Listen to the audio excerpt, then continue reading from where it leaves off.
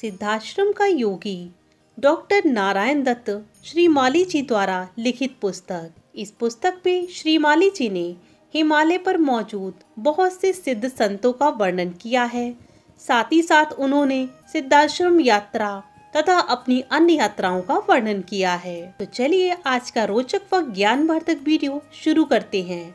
उससे पहले अगर आप आज हमारे चैनल पर नए हैं तो कृपया कर चैनल को सब्सक्राइब करें। वीडियो यदि पसंद आए तो उसे लाइक करने में कंजूसी तनिक भी ना करें और अपने ही समान आध्यात्मिक प्रेमियों में ये वीडियो शेयर अवश्य करें। तो चलिए वीडियो की शुरुआत करते हैं। मेरा तो पूरा समय हिमालय में भटकते ही बीतता है। मेरे मन की यह बलवती इच्छा थी कि मैं गंगोत्री में जाकर गंगा स्नान करूं और यदि संभव हो तो मैं गोमुख तक पहुंचूं।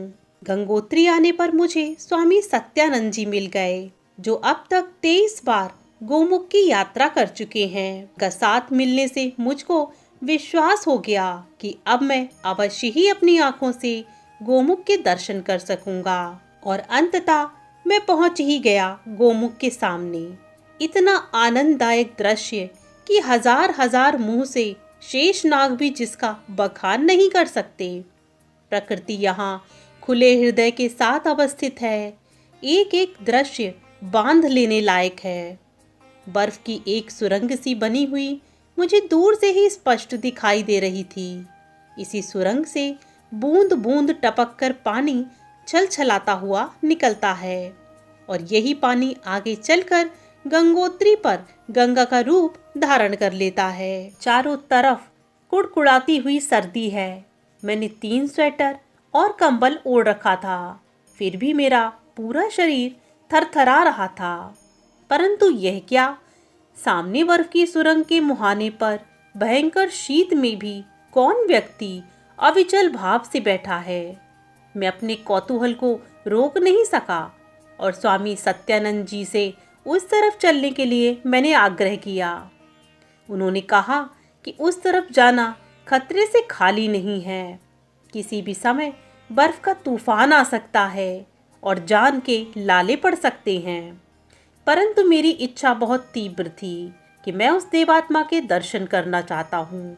बर्फ की बिखरी हुई श्री राशि के बीच छोटी सी चट्टान और उस पर केवल एक लंगोटी धारण करे हुए एक युवा सन्यासी किसी विशेष साधना में रत है।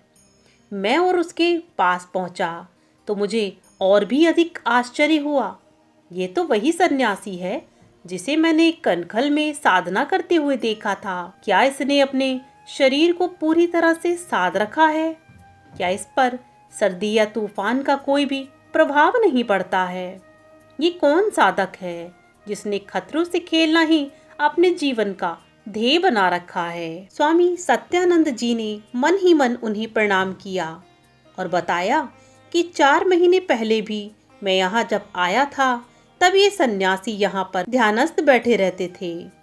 3-4 दिन में केवल एक बार चीड़वासा जाता है, वहाँ 4-6 घंटे रुकता है और फिर लौट आता है। 4 दिन में केवल एक हाथ में आने लायक ही आहार ग्रहण करते हैं, इसके अतिरिक्त और कुछ भी नहीं लेते। चीड़वासा के स्वामी जी ने इन्हें कंबल भेंट किए तो इन्होंने कंबल भी वहीं छोड़ दिए। अत्यधिक तेजस्वी व्यक्तित्व है इनका। हिमालय यात्रा पर जाएं और भगवान केदारनाथ के दर्शन ना हो, ऐसा तो हो ही नहीं सकता। केदारनाथ का रास्ता अत्यधिक ऊबड़ खाबड़ और खतरों से भरा हुआ था। कहीं कहीं पर तो पगडंडी 1 फुट से भी अधिक सक्रिय हो जाती थी। परंतु दृढ़ निश्चय के साथ मैं आगे बढ़ता रहा और अब आज मैं भगवान केदारनाथ के मंदिर में उनके विग्रह के सामने खड़ा हुआ हूँ तो मेरा संपूर्ण शरीर रोमांचित है। आंखों से प्रेम के आंसू निरंतर प्रवाहित हो रहे हैं और आज के दिन को मैं अपना सौभाग्यशाली दिन कहता हूँ। गर्भगृह की परिक्रमा कर ज्यों ही मैं उत्तर द्वार की ओर बाहर जाता हूँ तो किसी के मुख से उच्चरित मधुर शब्द मेरे कानों में अमृत कणों के रूप में बरसते हैं। इतना सुमधुर कंठ, इतना शुद्ध त्रुटिहीन उच्चारण और इतनी तन्मयता।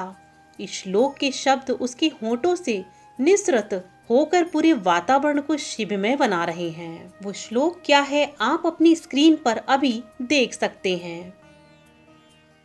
ये कैसा संयोग है कि बार बार इस देव सन्यासी के दर्शन हो जाते हैं। कनखल में इनकी साधना की सहनशीलता देखी, गोमुख पर इनकी अजय संकल्प शक्ति मेरे सामने थी और आज केदारनाथ पर इनसे भेंट विलक्षण है। अगली यात्रा में कई वर्षों के बाद मैं पुनः कुल्लू मनाली आया था। वर्षा के दिन थे और इस समय यह व्यास नदी अपने पूरे यौवन पर थी। ऐसा लग रहा था जैसे सारे आसपास के प्रदेश को लील जाएगी। मनाली के लोग घबराए हुए हैं कि पता नहीं किस समय नदी तांडव नृत्य प्रारंभ कर दे। कुछ लोग तो अपना घर बार छोड़कर अपने सगे संबंधियों के यहाँ रहने चले गए हैं। व्यास नदी का विकराल रूप उनकी आंखों में दहशत पैदा कर रहा था। मैं इस नदी के किनारे पर खड़ा इसके प्रचंड यौवन को देख रहा था और सोच रहा हूँ कि परंतु कुल्लू की तरफ लौट जाऊं, कहीं प्रलय किसी स्थिति ना बन जाए। तभी अचानक एक सन्यासी को अपने सामने आता हुआ देखता हूँ। उसके पास आने पर मैं उसे पहचान लेता हूँ। अरे ये तो वही सन्यासी है जिसे कि मैंने पिछली बार केदारनाथ पर देखा था और अपने आप को रोक नहीं पाता हूँ और आगे बढ़कर उसके चरणों को छू लेता हूँ। वह पहले से थोड़ा और दुबला हो गया था, परंतु उसकी चाल वैसी ही गंभीर और सिंहवत है। उसके चेहरे पर वैसी ही तेजस्विता और शांति का साम्राज्य है। वे उठकर मुझे अपने सीने से लगा लेते हैं।